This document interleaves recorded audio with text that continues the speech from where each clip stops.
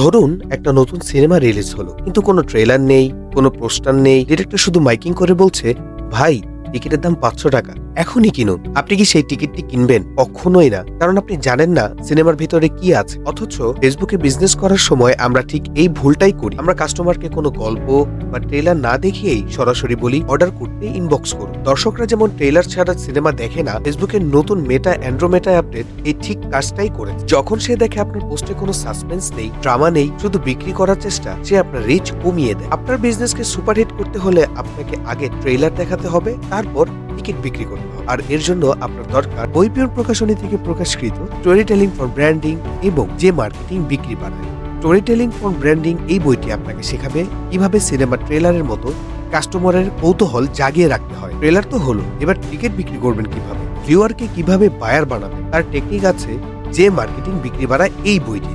Club director না হয়ে smart brand হতে আজই সংগ্রহ করুন এই কম্বো প্যাকেজটি।